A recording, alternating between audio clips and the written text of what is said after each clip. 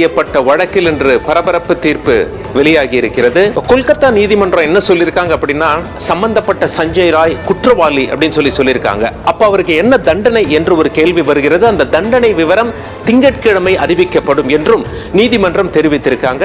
செய்தி நிறுவனமான ANI என்ன செய்தி போடுறாங்க அப்படின்னா, இது நடந்த உடனே அந்த கோர்ட்ல குற்றவாளி என தீர்ப்பளிக்கப்பட்ட சஞ்சய் ராய் என்ன சொல்லியிருக்கார், நான் குற்றவாளி இல்ல, ஒரு IPS அதிகாரிக்கு தொடர்பு இருக்கு, சம்பந்தப்பட்டவங்களை விட்டுட்டாங்க அப்படின்னு சொல்லியதாக செய்தி நிறுவனம் ANI செய்தி வெளியிட்டுக் கொண்டிருக்கிறது.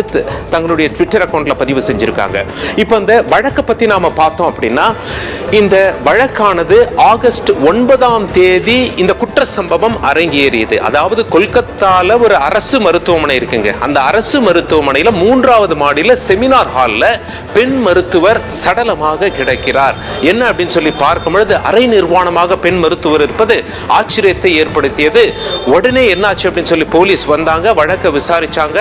மம்தா பானர்ஜியும், அதாவது மேற்கு வங்கத்தின் முதலமைச்சர், போலீஸுக்கு கெடு கொடுத்திருந்தாங்க. ஒரு வாரத்துல நீங்க இந்த வழக்குல சம்பந்தப்பட்ட குற்றவாளிகளை பிடிக்கல, வழக்கை நாங்க CBIக்கு மாத்திருவோம் அப்படின்னு சொல்லி மம்தா பானர்ஜி அவர்களே சொல்லியிருந்தாங்க. மறுநாளே அவங்க அக்யூஸ்டா அரெஸ்ட் பண்ணிட்டாங்க. சஞ்சய் ராய் என்ற ஒருவர் போலீஸுக்கு நெருக்கமாக இருந்தார் என்று சொல்லப்படுகிறது. அது மட்டும் இல்ல, ஃப்ரெண்ட்ஸ் ஆஃப் போலீஸ், அதாவது போலீஸின் நண்பன் போல் அவர் காட்டிக்கொண்டு இந்த செயலை செய்து விட்டார். அதனாலதான் ஆஸ்பத்திரிக்குள்ள ஈஸியா வந்து போக முடிந்தது அவரால்.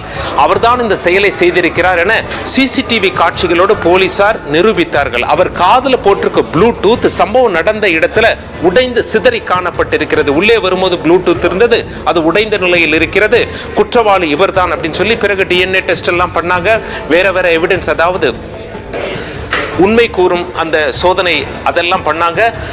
CBI தெளிவா என்ன சொல்லிட்டு, இந்த வழக்கு முதல்ல போலீஸ் தான் விசாரிச்சாங்க. போலீஸ் விசாரிச்ச பிறகு கொல்கத்தா ஹைகோர்ட் இந்த வழக்கை CBI வசம் ஒப்படைச்சாங்க. CBIயும் இந்த வழக்கை விசாரிச்சாங்க. பெரும்பாலும் மற்றவர்கள்லாம் சொன்னது என்ன, அந்த பெண்ணுடைய பெற்றோர்கள்லாம் சொன்னது என்னன்னா, ஒருவர் சம்பந்தப்படவில்லை, பலர் சம்பந்தப்பட்டிருக்காங்க, அதை கண்டுபிடிக்கணும். போலீஸா இருந்தாலும் சரி, CBI இருந்தாலும் சரி.